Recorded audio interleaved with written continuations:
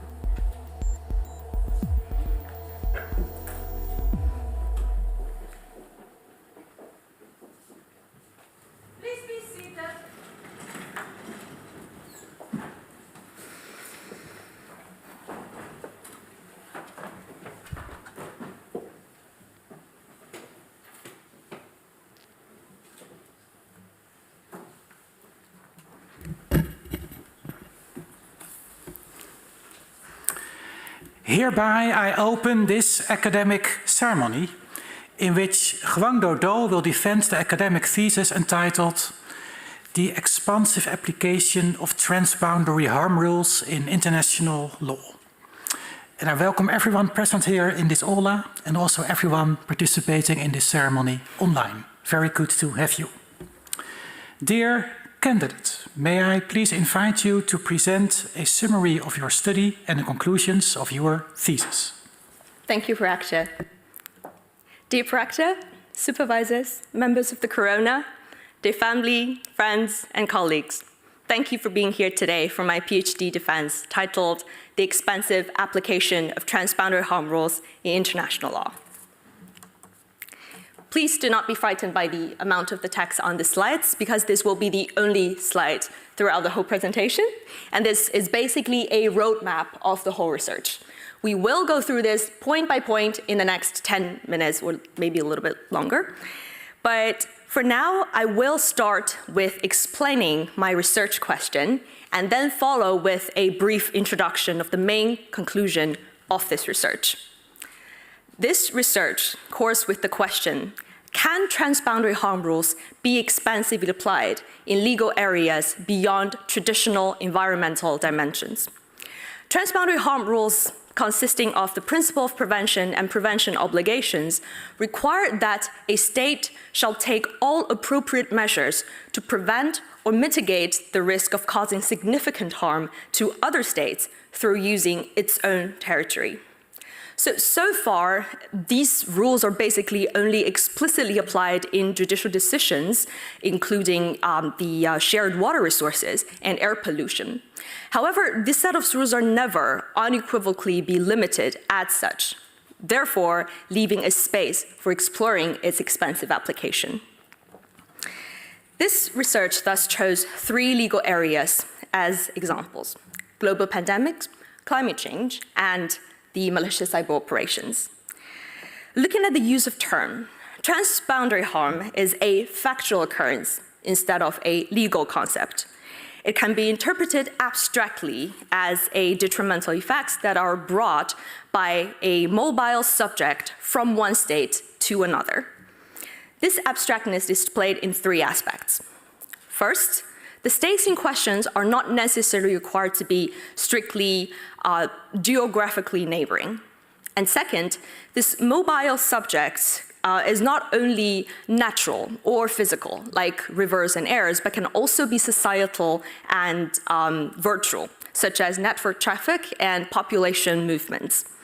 And third, the types of harm that are caused are not limited to environmental ones, but can also include harm caused to like human health, like living conditions, properties, or national security. This research demonstrates that the three mentioned legal areas all carries transboundary characteristics from the perspective of conceptual analogy and innovative interpretation. Furthermore, the three areas are also chosen for a normative reason, because as one may notice that so far there are no globally binding rules in malicious cyber operations, and basically there are also no clear legal obligations that require states to prevent a malicious cyber attacks from its own territory. And also, on the other hand, even if there are treaty regions that seeks to address the climate change issues and global pandemic issues, those treaty regions have encountered severe challenges and has been demonstrated a relatively unsatisfactory performances. And therefore, these research questions are not only limited to whether transboundary harm rules can be applied in those legal areas, but also why and how. This research basically reached into a positive conclusion that transboundary harm rules can generate obligations in those areas. First of all, is the areas that there are no binding rules existing, or where these existing rules are not really well functioning. And we will come back to this point in a second. And now we will come to the rules manifestation in these areas. Transboundary harm rules are cored with three legal elements. So first of all, the existence of a risk of harm, and second, that this risk of harm is significant enough. And third, it is the prevention obligations. So firstly, the existence of risk of harm is usually less difficult to be identified in the traditional environmental context because it's relatively easy to prove based on abundant scientific evidence, or it's just relatively obvious. This is also the same case in global pandemic and climate change, but it is slightly different in malicious cyber operations because this area is like full of anonymity and also the complexity of technology. So it needs to be proved that a state has actual knowledge of the existence of that risk. And when we come to the second element, which is the significance, it requires that the risk of harm has to reach to a certain level of significance to trigger the prevention obligations later. And we argue, as it was mentioned in the research, that I argue this significance of potential harm in the expansive areas should be a synthesis, which includes multiple factors, including its gravity, the speed of its realization, the time span, the odds of successful prevention, the scope of the effect, and reversibility. The existence of risk of the significant harm constitute a trigger of the later prevention obligations, which requires that the state shall take all appropriate measures to prevent the harm from actually happening. Nevertheless, while the states are required to exert their best possible efforts, they're not required to prevent, or to say they're not required to guarantee an absolute prevention of that harm. Specifically speaking, it is just practically impossible to ask a state to prevent an outcome or outbreak of a pandemic, or the aggravation of climate change, or stop a cyber attack. Just could come from anywhere in the world. So what can be legitimately and reasonably required from a state is obligation of conduct, not obligation of results. Failing to fulfill such obligations will constitute an international wrongful act and entail state responsibility without the actual harm existence. So furthermore, this requirement of take all appropriate measures has a dual nature in the context of uneven levels, the state's uneven level of development basically in every aspect of the world core issues nowadays. So on the one hand, it ensures that states can use all means at its disposal to achieve the given subject, so that well-developed states are expected to undertake higher duties based on their higher capacity. And the less developed states are also required to exercise a baseline of due diligence. And like those kind of due diligence are basically to which like the state's discretion are relatively limited. But like on the other hand, it ensures that beyond that a basic standard of the due diligence, the less developed states will not be asked to take on excessive burdens, and they can only they will only have to exercise their utmost to their best efforts.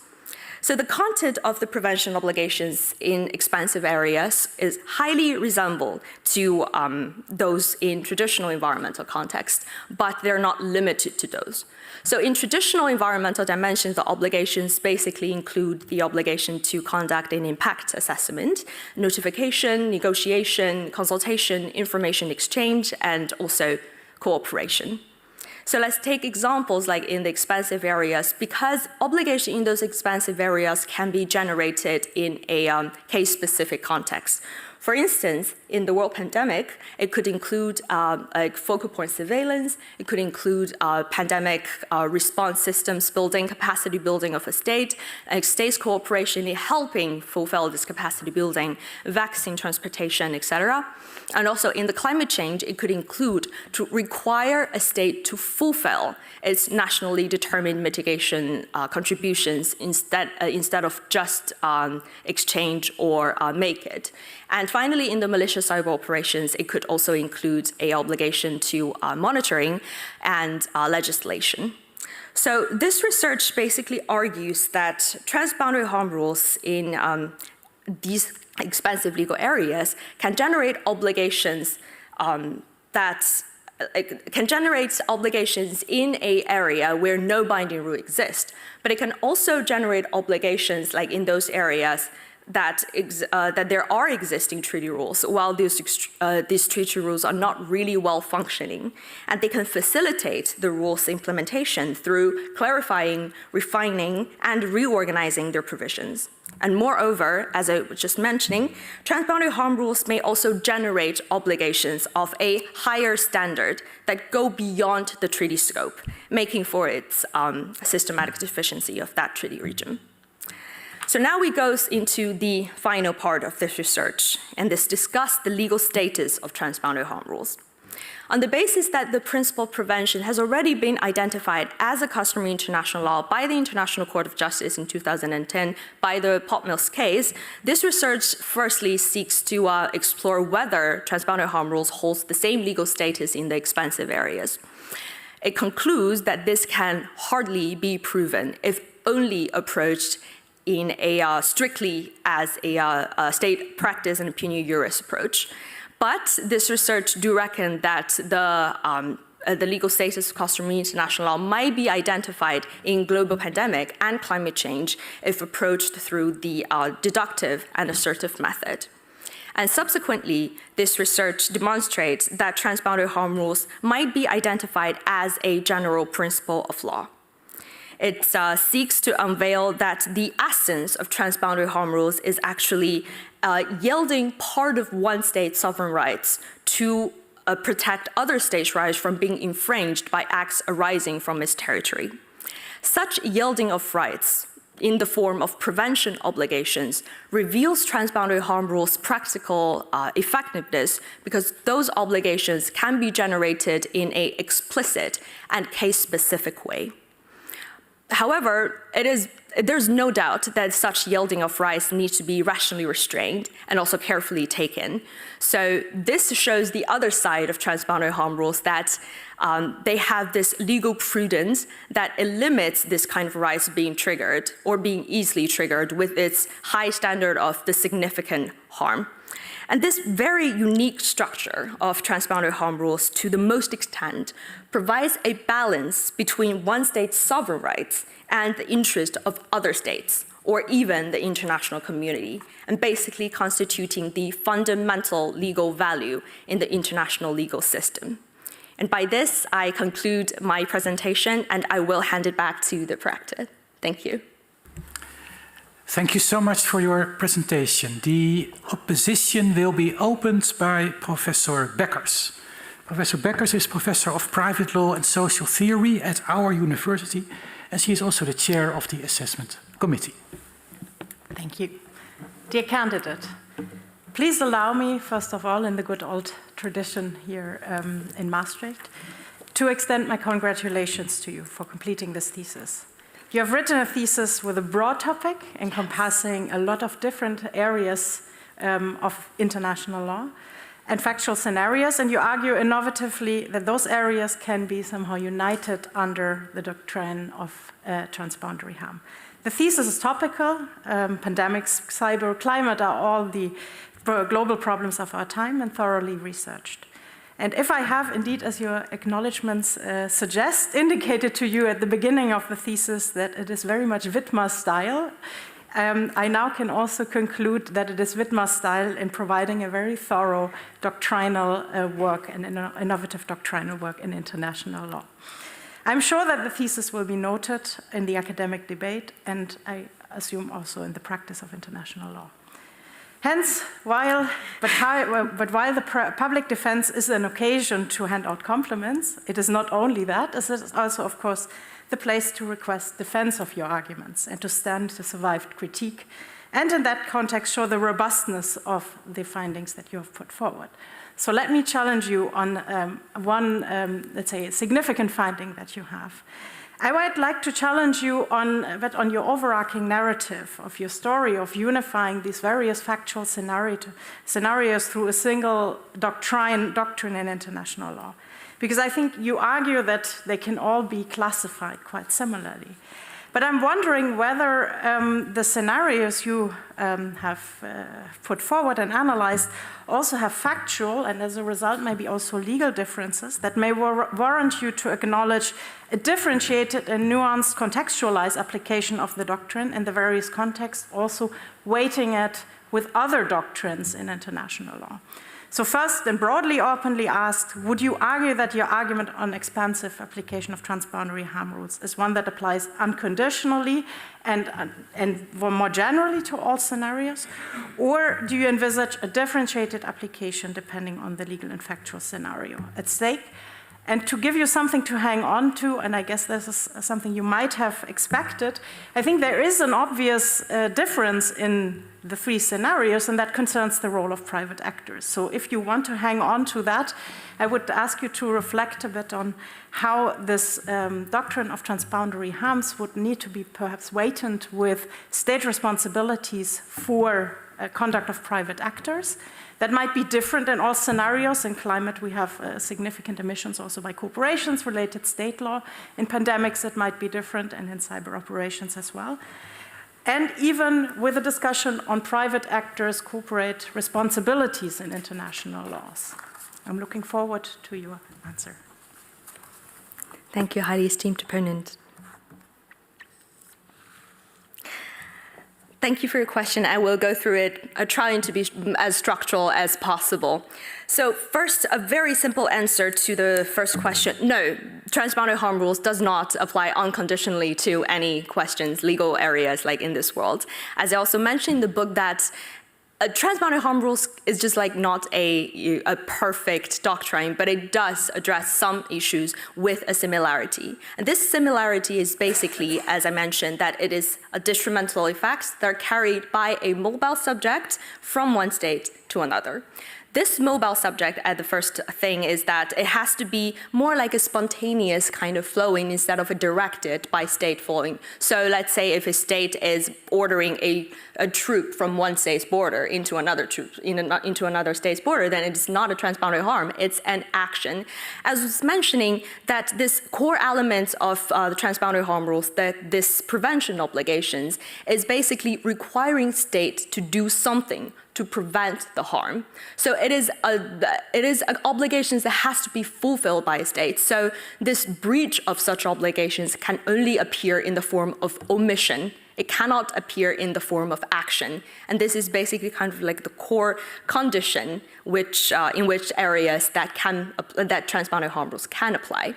And then there's of course this difference and nuances in these three areas. And if you notice in the books, there's always a emphasis of analyze in one case. For instance, in the global pandemic case, the emphasis is basically the relationship between the due diligence and the prevention obligations, which is a more specific approach in these areas and how to generate obligations. And then it leads to the two-stage obligation that requires the highly capacity states to do more and the less developed states to do less. And this is basically the framework that in the global pandemic scenario, because the three elements in that scenario is relatively clear. So the assessment of it is relatively less.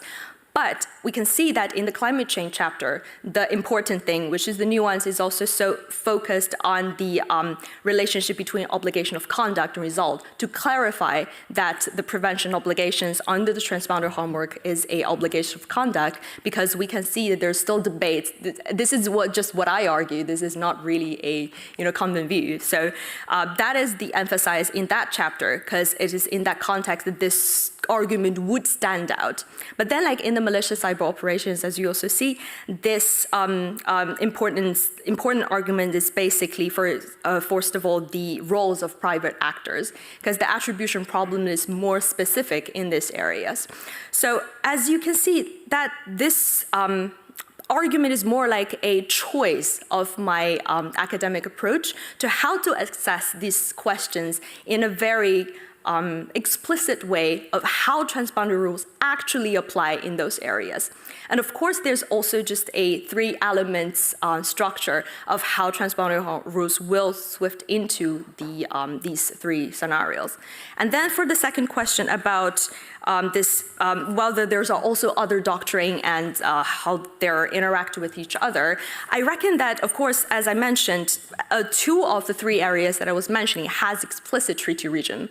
And actually, so for the climate change, we do have the three important documents, and also for the world pandemic thing, there's also the already existing IHR, and also including the public health emergency articles. And also there is also another new pandemic prevention response and preparedness convention just came out on the 20th of May, which has been adopted by 124 states, which is actually kind of a new state practice or a opinion evidence for this research. But that was come after my handing in the book, so it wasn't included in the book. So we can see that there's always a discussion of, for example, the lex specialis and whether this treaty should apply first before transboundary harm, and also another argument that if we already have these treaties, why are we still using the transboundary harm rules? And this is why I was arguing that transboundary harms can be implemented because those treaties are not functioning well, and transboundary harms might be more explicit in some scenarios if, of course, the legal status can be identified. So this is basically the underneath logic of this research. If that answers your question, I hope it does. Are you satisfied with the answer? Thank you so much. In that case, the opposition will be continued by Judge Tladi, who is judge in the International Court of Justice and also professor of international law at the University of Pretoria and a member of the assessment committee. And I would like to welcome you very much to Maastricht University today. An honor to have you here. Please, you have the floor. Thank you. Thank you very much for the warm welcome. Dear candidate, dear Doudou, I have a question, but before asking my question, let me just also agree with what Professor Becker said about the excellent thesis that you have presented. I thoroughly enjoyed reading the book. I imagine it must have been very challenging to complete the book when so many things were happening in all the three areas that you write about. So there is the climate change advisory proceedings that are ongoing at the court. There is a treaty that has just recently been adopted with respect to pandemics. And of course, there's ongoing discussions about the applicability of general principles and general rules of law to cyber activities. The fact that you have been able to produce this book in such difficult challenges shows that you are not only equal to the challenge, but that you have gone well beyond, and so I want to congratulate you. But my question pertains to one of your propositions, and the fifth proposition, and I wonder if in the tradition you would either read out the proposition or let one of your paronyms read the proposition.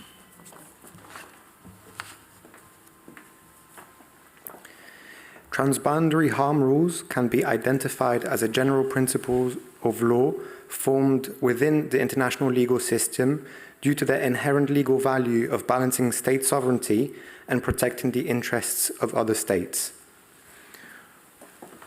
So my question pertains to this notion of general principles of law intrinsic in the legal system. In your thesis, you note that this concept is controversial. You refer to the report of the Special Rapporteur of the International Law Commission, who says this is a controversial principle. And yet you proceed with it. And so I want to ask you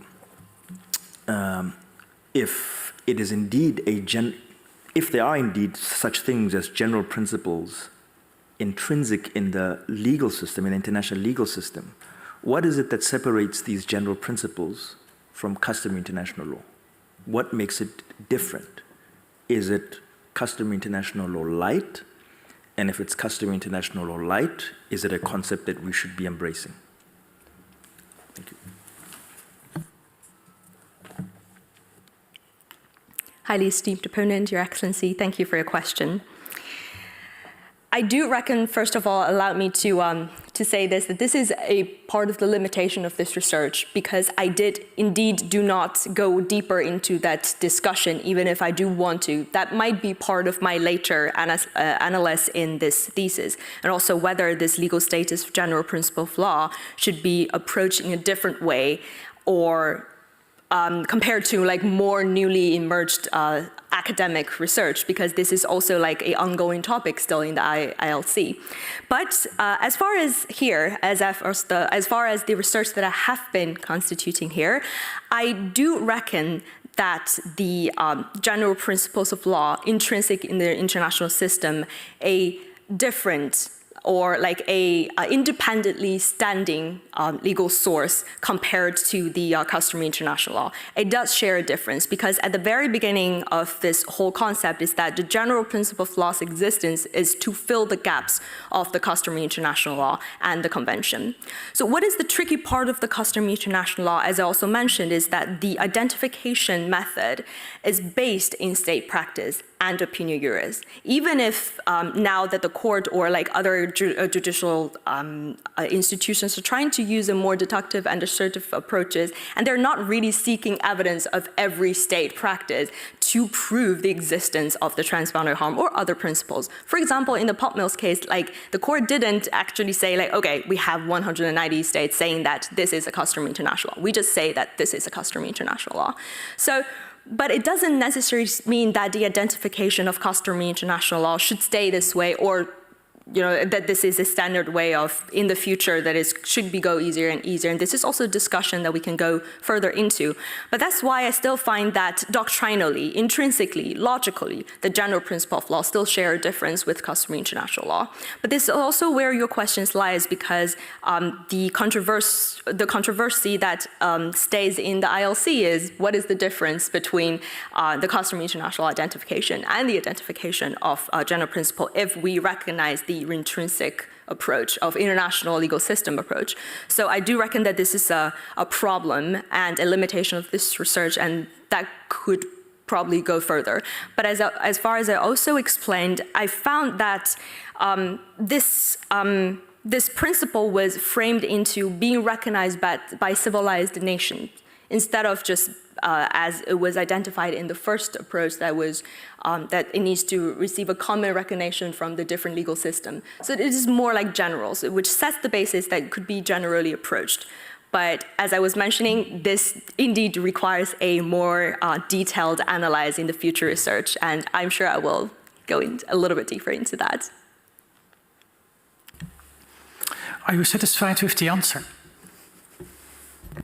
I am satisfied with the answer, but I would like to ask you just one follow-up question. If I understand your answer correctly, part of the reason why general principles of law intrinsic in the legal system is attractive is because of the difficulty of showing the two elements in customary international law. And so my question, and this you can answer really quickly, is if that is the source of the attractiveness, would the answer not simply be to modify the standard for customary international law? No, Your Excellency. No, highly esteemed opponent, Your Excellency. I would reckon that, as you just mentioned, this the identification of general principle, like there's also another criteria that it has to be, not has to be, that is normally deducted from a standing, like international principle. For example, like the rules for jurisdiction stands in the state sovereignty. And this is also what I argue is that the transboundary harms actually is deducted or standing on the basis for state sovereignty, but it seeks to provide a balance between state sovereignty and other states' interest, because this is what the international legal system is like more and more for, because if I could say that, or if I'm allowed to say that, this world is switching from like an absolute state sovereignty to a, you know, more taken care of other states' interests. So this is what I reckon as this is a general principle that was recognized by a general legal system instead of as customary international law. It needs to be recognized as a state practice, like accepted as law by the state. So there's still like standard. I'm not trying to change the whole fundamental legal basis of the identification of the international law under Article 38 of ICJ statute. Now the opposition will be continued by Professor Dam de Jong. Professor Dam de Jong is Professor of International Sustainable Development Law at Leiden University and is also a member of the Assessment Committee. She is joining us online for this ceremony, and I would like to welcome you very much to Maastricht University today. You have the floor. Thank you very much. Dear candidates, let me first congratulate you with a solid and thorough analysis of transboundary harm rules, which is thought-provoking and truly brings this important topic further.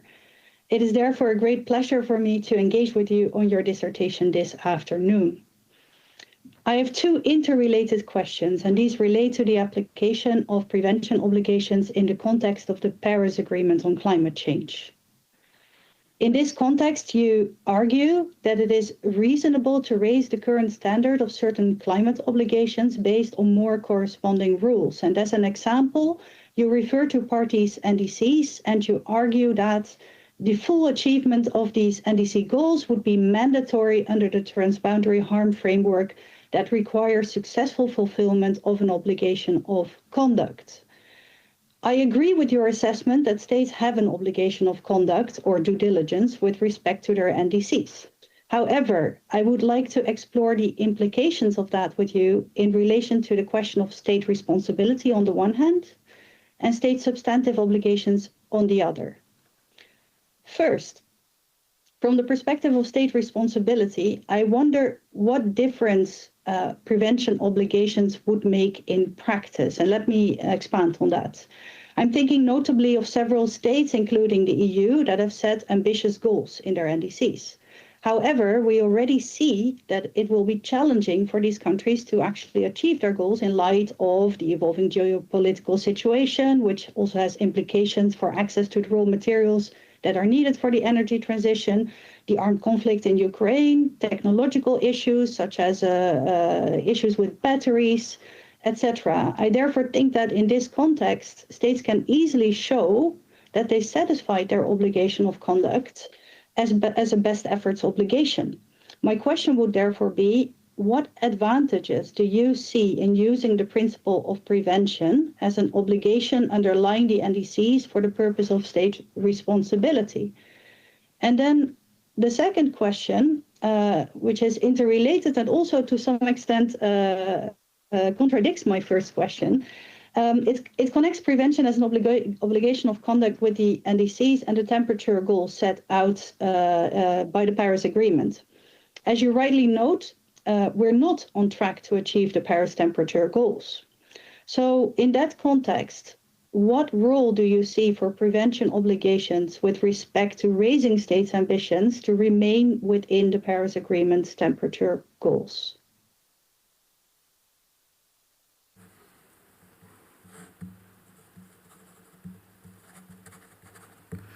Highly esteemed opponent, thank you for your question. Please allow me to explain the structure of this prevention obligations in more explicit way than the presentation to answer your question. So this transboundary harm rules framework is that we have a harm to prevent, and this harm is significant. And we need to do, not we, the states need to take all appropriate measures to make sure that it does not appear. But this is not guaranteed that it's not appeared because this is obligation of conduct and states just need to make sure that they do their best.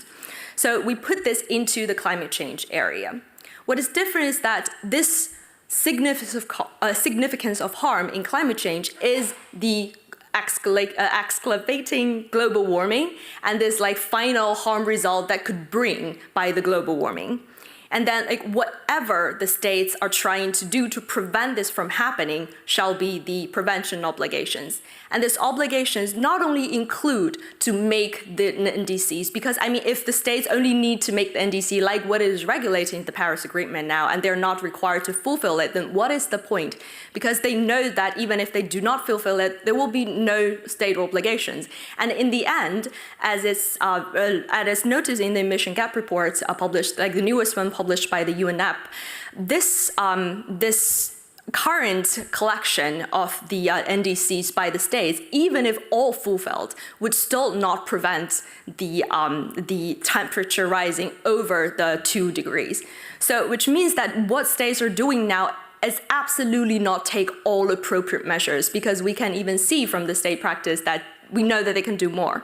So this scenario like makes this inner logic of transboundary harm rules applicable because the state shall do more, and this is more than what the Paris Agreement is asking for. And this is my legal spaces of saying that transboundary harm rules could create a higher obligations that go beyond the treaty, which is the Paris Agreement at now. And then to specifically speaking, it will be fulfilled NDC instead of just make and exchange it. And this is the backgrounds of answering your question. Now I would just like go deeper into the question of the state responsibility one. So the advantage of importing the concept of prevention obligation into the state responsibility shall be approached together with the potential erga omnes of the prevention obligations in climate change. Because if one state would like to bring a case to the court, and let's make an example of the International Court of Justice, they do need a standing to bring this case. And if this obligation could be characterized as of erga omnes characteristics, then any state could bring this case into the court because they are part of the interest that was affected, and because this is the interest of the common international community. So once there are a breach of an obligation, let's say if one state did not fulfill their NDCs, and this would constitute a breach of prevention obligations under the transboundary harm framework. So as I was just mentioning, even if there's no harm result, well, there is a harm result, but even if the causality, the causal link could not be proved by one state that, you know, this harm actually comes from another state's misbehave, this case could still be brought to the court on the basis that prevention obligations are obligations of conduct. And then, but I do reckon that even if this is the case, if we're talking about reparation or like specific compensation, a causal nexus identification is still necessary, and the simple obligation of conduct could not be purely used as a way to reparation. But at least, like with this approach, there will be more chances that a state could bring another state to the court concerning the unfulfillment, or let's say a very fear unfulfillment of the supposed climate change obligations within their capacity. And let's then go into the roles of the Paris Agreement. I still consider that Paris Agreement is a very important document, and it has been like very delicately negotiated, and it did have some outcome, but it it was negotiated back then, and now it feels like the world needs more action on this point. And this is also, there were the advisory opinion by ITLOS, there was the advisory opinion that is going on in ICJ, because people want more identification of what states are required to do right now. So I think that the role of Paris Agreement is that it provides a set of rules or treaty regime that could address the problem at that point, but it is just not enough. And what can stand out is, I'm not saying that transboundary harm rules is perfect or it can solve all the problems, because climate change issue is not only just a harm, risk, and prevention issue. It also includes like the common but differentiated obligation. It also includes historical emissions and include different capacity, it includes negotiation. So transboundary harm is also not perfect, but it might in a legal way be used or applied by a state as one legal resource, as one legal source to either bring a case or to just make a legal arguments in some way that could help the current situation of climate change. And I hope this answers your question. Are you satisfied? Thank you. That answers my question. Sorry. Thank you so much.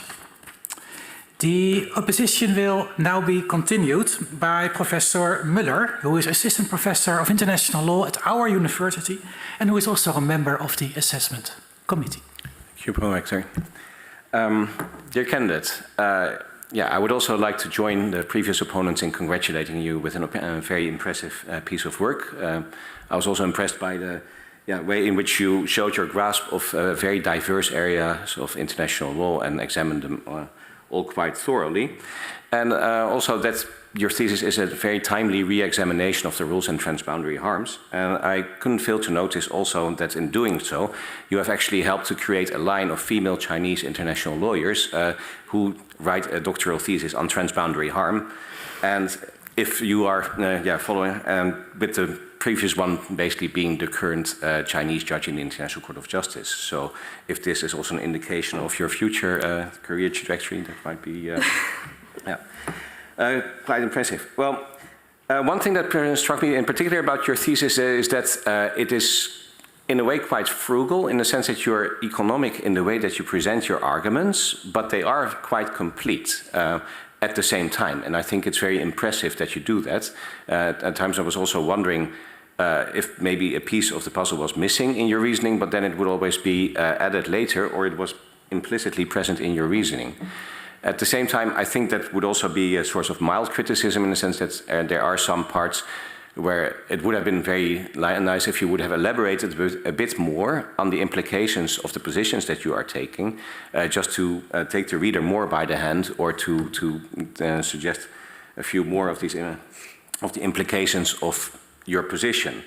So I would like to, in my question, invite you to elaborate in one respect, because as you point out in your thesis, your expansive reading of the rules on transboundary harm can also apply to other areas of international law, other than the ones that you've featured in your case studies. And you do indeed explain your choices in chapter 2. However, you don't clearly indicate the limits to this kind of application of by analogy of the rules. You suggest in your conclusion that migration law and the law on terrorism are possible candidates where these rules could apply by analogy. And based on the answer that you gave to Professor Beckers, I would now also have a bit more clarity in what the purpose would be, also because you actually explicitly mentioned it in your presentation. But there's still an intriguing difference between maybe the areas that you mentioned in the conclusion and the ones that you explore in your thesis, is that they already involve many identifiable external omissions by states which may already involve their international responsibility under the general rules of state responsibility. And it is a shame that you then don't elaborate in the thesis on these implications. Now, I would like you to ask you if you also believe that, that your position on transboundary harm rules might play a role in the context of litigation under the Genocide Convention and more generally under the somewhat controversial notion of the international responsibility to protect. So, given the recent developments in litigation under the Genocide Convention before the ICJ, also the views expressed by states in ongoing litigation on serious violations of human rights in different cases, Do you believe that either now or in the near future a credible argument could be made that if a state or more states fail to act when a state or an armed group is committing atrocities, that the states may be under an obligation to act in the same way as when another state is causing pollution or damage, as in the situations that you describe in your thesis?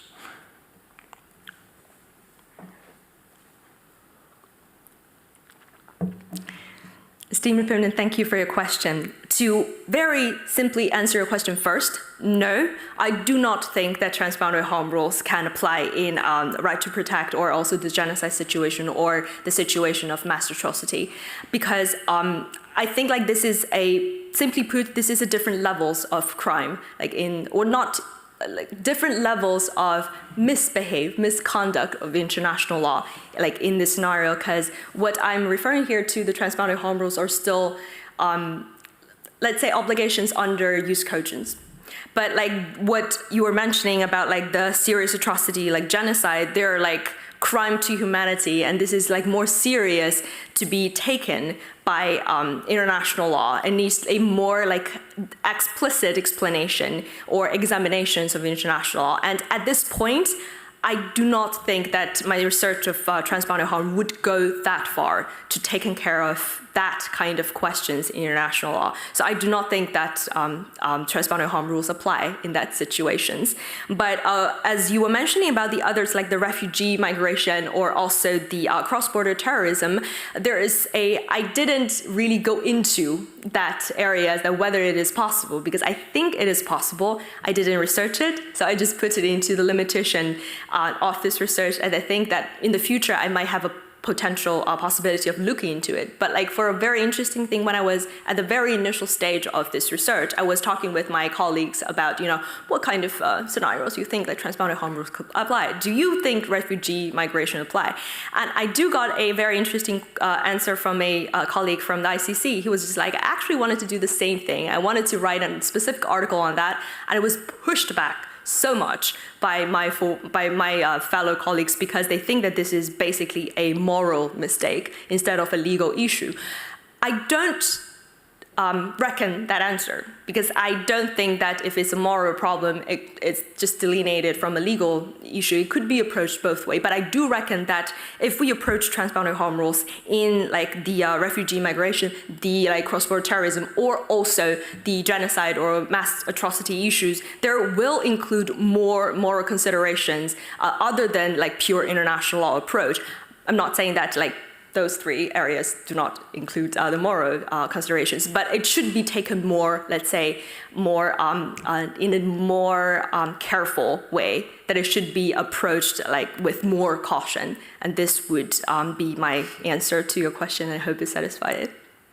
Okay. Yes, thank you. In that case, the opposition will be continued by Professor Lijnzaad. Professor Lijnzaad is a judge in the International Tribunal for the Law of the Sea and also Professor of International Law at our university. Thank you. Madam, thank you for bringing us a very interesting book, which is very legible. It's a pleasure to read.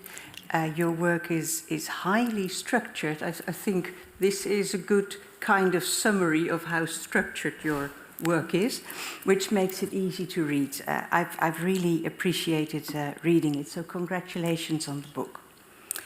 Now, if your book is that interesting, we will go through everything, and undoubtedly some questions come up. I must say that I was intrigued by your chapter on transboundary harm rules in malicious cyber operations, because it raises some questions with me. Now, I'm somewhat surprised by you not distinguishing between malicious cyber operations in what we would call times of peace, and on the other hand, malicious cyber operations in times of armed conflict. I would think that there is, if you look at the available research, there is a bulk of literature within the laws of armed conflict about when can we say or can't we say that malicious operations are in fact part of an armed attack because they seek to, I don't know, influence arms systems and things like that. Now, I'm curious about this, for my impression, the lack of distinguishing these two aspects. And also that is because, don't you agree that the rules, when you are looking at transboundary harm rules, might be different for the one situation and the other situation? Also because, of course, in times of armed conflict, significant harm is not only happens very often, but it is not always necessarily unlawful. So that suggests that there may be quite different thresholds. What is significant harm in terms of disturbing computer systems in times of peace may not be significant enough in times of armed conflict. Could you tell us more about that? Thank you.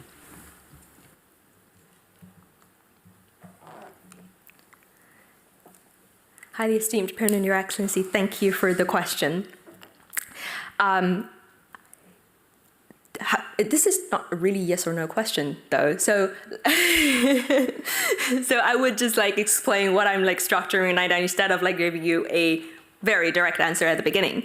So what I reckon is that, of course, like I perfectly understand and agree that transboundary harm rules does solve an issue that is different from the use of force and the armed conflict situation. I was also mentioning in the book, so it is basically a common sense, or not common sense, but it is more of like a very high consensus that rules of armed conflict can apply in cyber areas. Like this is a yes.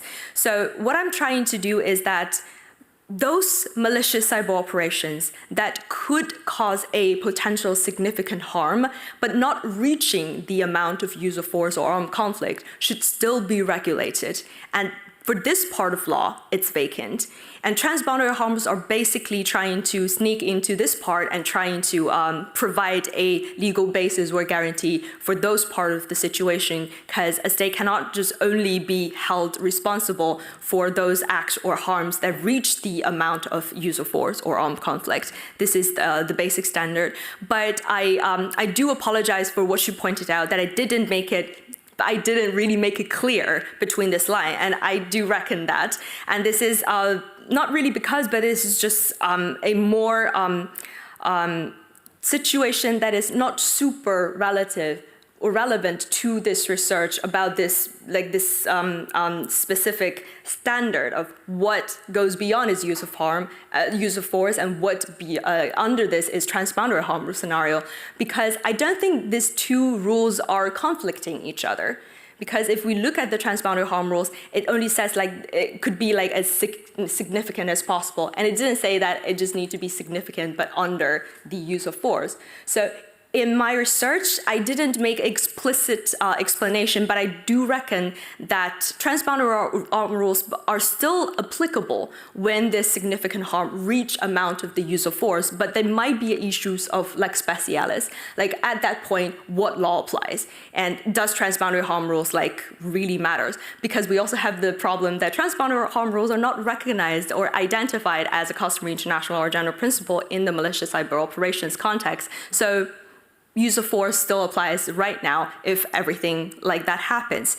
And when we come into also another thing, like you said, this certain forms of malicious cyber operation could not necessarily be unlawful, because it could be lawful if it's a countermeasure. But this is also a part that differentiates the transboundary harm and use of force, because the breach of transboundary harm rules would not entitle state to do exercise a countermeasure, which is not really answered, but which is follows your question.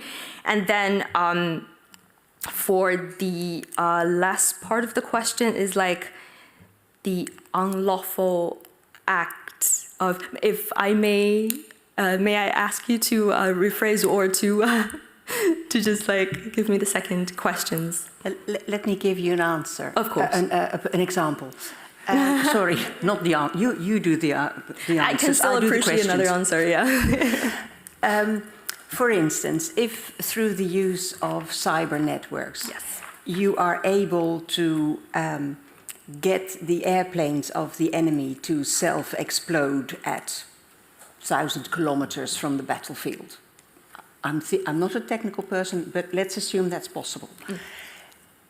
There is an issue there about, as a step in an armed conflict, that might be relatively lawful because you are attacking the military capacity of the enemy. But in terms of looking at the thresholds, because these, the legal elements for transboundary harm that you have described for us, they are in a way lots of provisions about, lots of norms about thresholds. What would that say? Because I guess that if I had the skill to do it and I would now explode a KLM plane which is sitting at Schiphol, that would be a serious issue. In terms of destroying the airplanes of the enemy very far away, if I have, I don't know how it works, but that's a different thing if the situation is a situation of armed conflict, where one of the issues is that may not necessarily be unlawful. Thank you for your question, highly esteemed opponent. Let me clarify with one thing that sorry, I didn't really understand your question at the beginning, because if you were saying that this question is approached under the primary context of armed conflict, then transboundary harm rules might be, we might need to look at this question again, because as I said, transboundary harm rules is only applied in the situations that this breach of obligation is carried out in the form of a mission.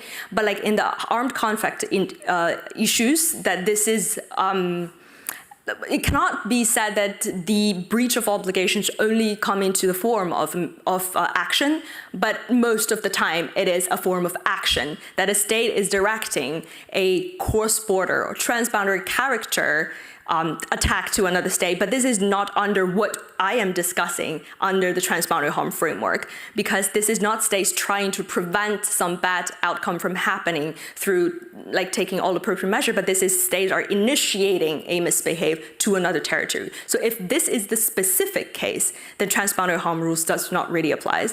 But what I understand, like for the unlawful part, is like in this structure that I'm like talking about is basically still limited under the, for example, a private actor using a cloud service to initiate like a bonus cyber attack to a state, but somehow cause like a property damage, or it just causes serious damage to the infrastructure, and it costs like the lights out, and it just like seriously affects the situation of the people's living condition. And this is still serious. And for the standard of international humanitarian law, it could amount to a war or a conflict. I'm not an expertise and didn't do enough research on this, so I cannot say it for sure. But if this is the scenario, then it needs to be differently approached through the transboundary harm rules instead of just under this specific structure that I was approaching in this book. But I totally understand, and I think this is a very interesting question to be approached further in my future research. I hope so. Thank you. Now, I'm very happy to be able to allow Judge Tladi to raise a second question. Please. Thank you very much, dear candidate. My first question was a broad question about international law. Now I would like to ask you a question that is very specific to your thesis. In your thesis, the very basis of your thesis is the assumption that these rules are applicable, at least we understand them, mainly in the context of the environment. That so far, in terms of the jurisprudence, and so it shows in the cases that you have looked at, these are all cases that apply this broad rule in the context of the environment. My question is it possible to also see the rule applying much more broadly? So if one thinks about the very first case of the International Court of Justice, Corfu Channel, it applied a very similar rule: the duty of a state to ensure that activities within its territory do not cause harm to other states. Why is this rule that you are speaking of not simply a derivative of that broader rule? And if that is the case, does that not answer your question much more easier concerning the applicability of that broader rule to other areas? Highly esteemed opponent, Your Excellency, thank you for your question, the second question. Yes, so at the very beginning, the due diligence, I think it's also mentioned in the book that the principal prevention, which is also the core of the transboundary harm rules, actually originates from the principle of due diligence, like that is originated from the Corfu-Channel cases. This is specifically stated by the court in Pulp Mill's case. So you can see that there's an intrinsic relationship between these two rules. The due diligence requires that a state shall not knowingly allow its territory to be used for acts that is adversely affect other states' interest. But like the principle of prevention requires that the state shall take all approved measures to prevent from the risk of significant harm. So you can see that there is like a specifying process from due diligence to transboundary harm rules, so that the transboundary harm rules are more explicit and more practical to solve the actual problems. And that is what I reckon as why it cannot be too general, because they need to be practical enough to solve the practice. You may briefly conclude your reply. Thank you, Proactor. So that the transboundary harm rules can be explicit and practical enough to solve the actual problem instead of being too general as covering everything in an international law system. Thank you. Huang Doudou, the time appointed for defending your thesis has passed. The degree committee will now withdraw to discuss the quality of your thesis and the quality of your defense. And I request that you and your company await the results of our deliberations and our return here in this room. Please all rise.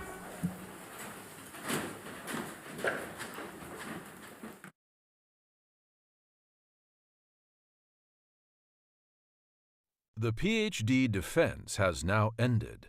The degree committee will debate the candidate's performance behind closed doors. This process usually takes about 10 minutes.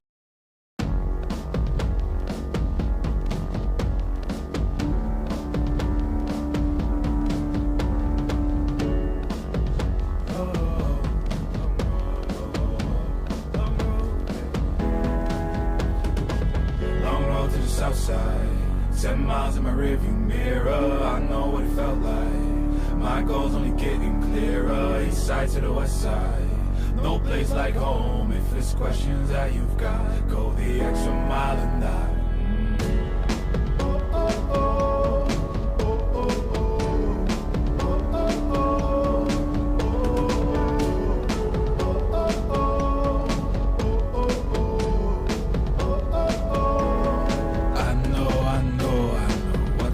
The line, I know you know that I can't read your mind.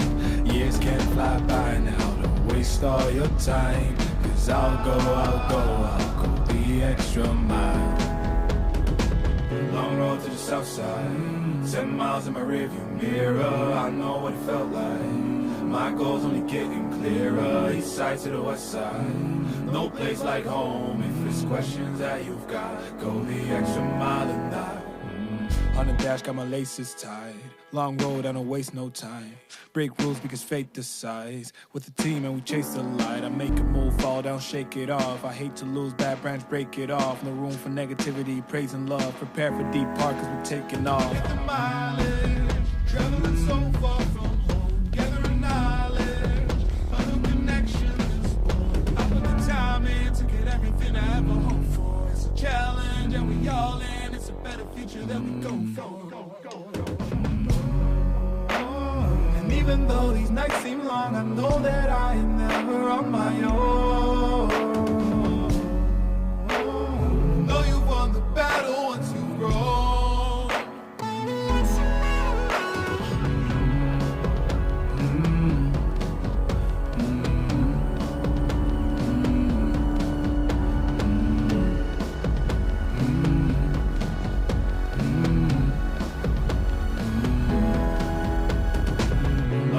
South side, 10 miles in my rearview mirror, I know what it felt like. My goal's only getting clearer, east side to the west side.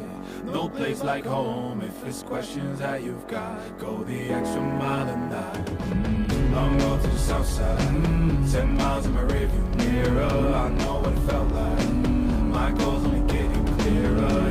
to the west side.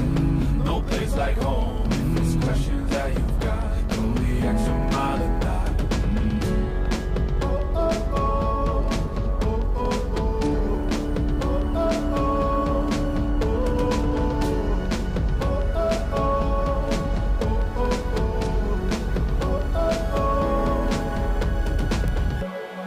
What's on the line? I know you know that I can't read your mind.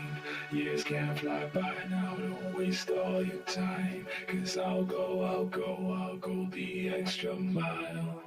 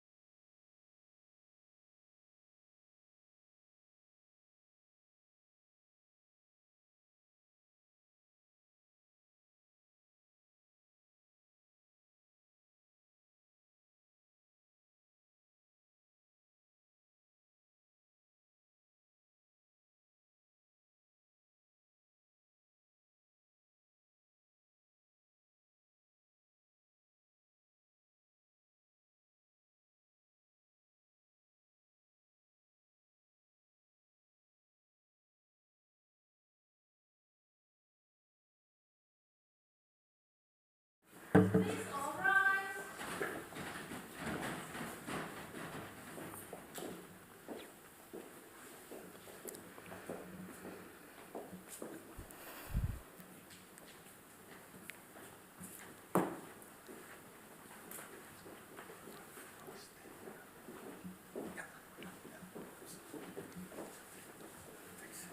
Please be seated.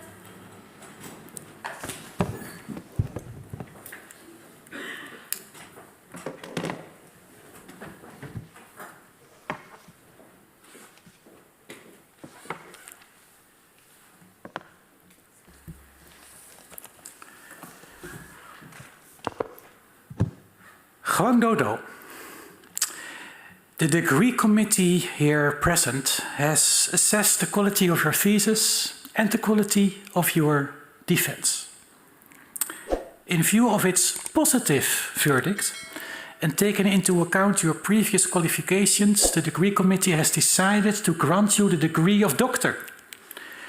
Professor Faure is authorized to confer upon you this academic distinction in accordance with Dutch university custom. And I now invite your supervisor to take the floor. Please all rise.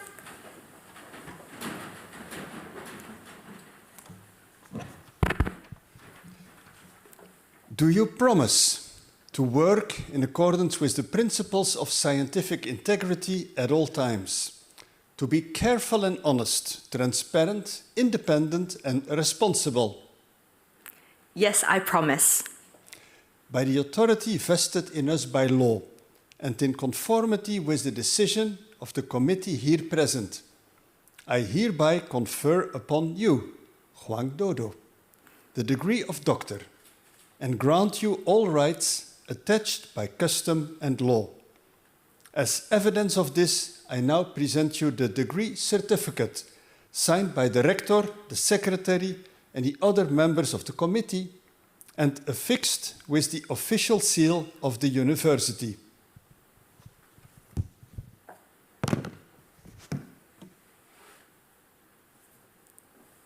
Wow. Wow, it's bigger than I expected.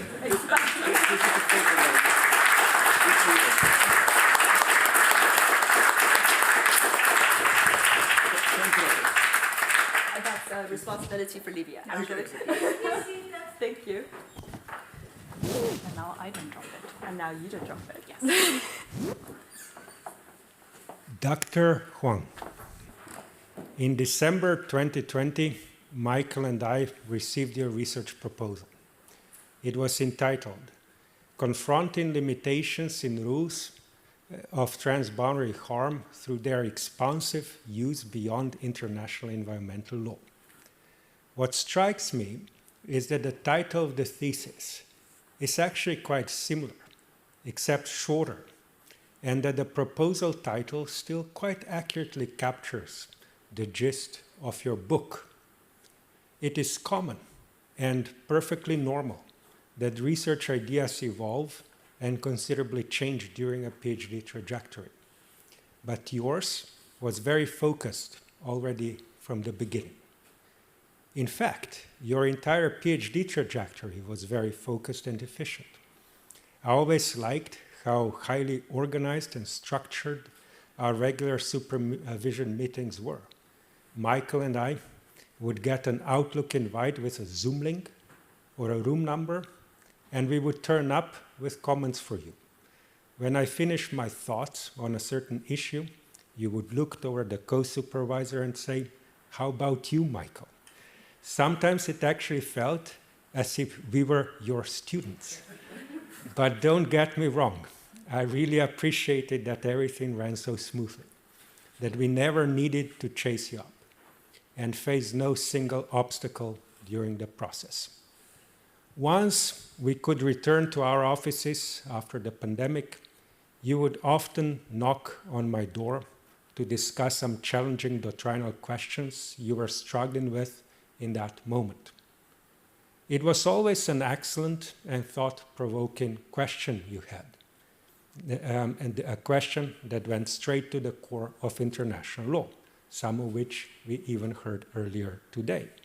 It was on the nature of international legal obligations the relationship between custom and general principles, or something else that was very conceptual in nature. Our discussions were intellectually rich, and most of the time, I couldn't give you a straightforward answer. But you didn't want that anyway. You wanted discussions, ideas, exchange of thoughts, and brainstorming. As your supervisor, I was also in an interesting position of having as co-supervisor the most experienced supervisor of law PhDs in the Netherlands, and I'm quite sure also beyond the Netherlands, Professor Michael Fowler. I was always amazed to see how skillfully Michael skims a thesis page and immediately detects the one issue that still needs a little bit of attention. But I also learned from Michael that it is possible to be very efficient and very relaxed at the same time. So thank you, Michael, for your wonderful contributions and excellent cooperation. I think we never had one single disagreement along the process. Now, Dodo, when you came to Maastricht, you immediately became an indispensable member of our faculty. Full of energy and ideas, very collegial and very reliable. You gave courses in Chinese law in our faculty, and you got involved in JESSOP. But JESSOP soon wasn't quite enough. You wanted a real court, not moot. With the great help of our faculty and our dean, we submitted an application for judicial fellowship at the ICJ. I don't need to elaborate on how competitive these positions are, but when you were selected, I wasn't surprised, just very proud and happy for you. You were sad when you had to leave Maastricht, but you went straight into the actual factory of international law, where the landmark cases we discussed at our supervisions were crafted. Now you are a part of this crafting process. And when we met in the Peace Palace, I observed the same thing I've been observing here. Everyone was incredibly fond of you and of your work. You achieved many great things at the ICJ as well. But one thing you didn't manage to accomplish at the ICJ is defeating Judge Tladi in a chess game. Nevertheless, when he was your opponent today, you showed tremendous defense skills. Your defense style could perhaps qualify as Dutch defense, even in chess terminology. Now, on a self-critical note, I need to admit that right at the end, I nearly destroyed your thesis. When we agreed on the final title, I wrote down the expensive application of transboundary harm rules. Fortunately, you and Michael spotted this little but very significant mistake before I would paste it into any official documents. We all know that PhD scholarships aren't terribly generous. So I don't think that your application of transboundary harm rules was very expensive. And neither did your expansive application go at the expense of positive law, which is also something we heard today. You safely stayed within the bounds of Article 38(1), which is only appropriate for an ICJ judicial fellow, and I should also add, for an international law PhD in general. Your creative, yet doctrinally sound thesis demonstrates what a talented lawyer, thinker, and scholar you are, and a great colleague too. Congratulations on your outstanding achievement, Dr. Huang.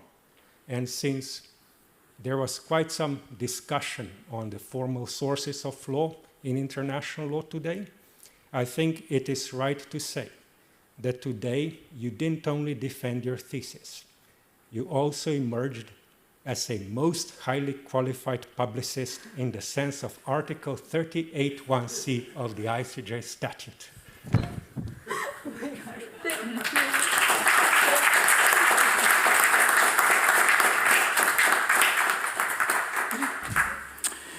Dear Dr. Huang Doudou, also on behalf of Maastricht University and its Faculty of Law, many congratulations on the degree you just acquired. You may know, I always say it's the highest degree we have available.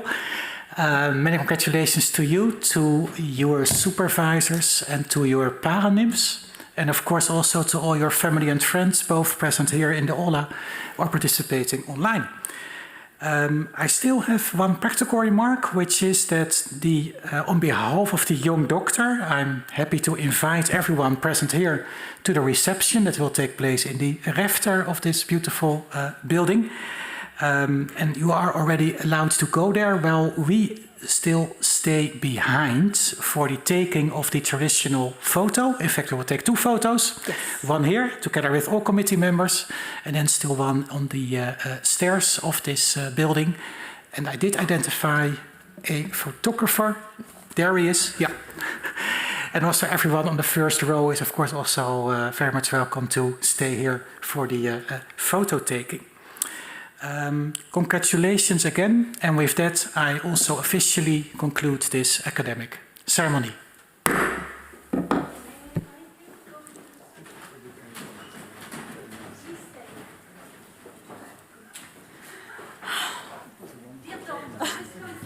Of course, thank you. Recording stopped. Please invite you to come and get a picture. All of you. Please have a seat. Please come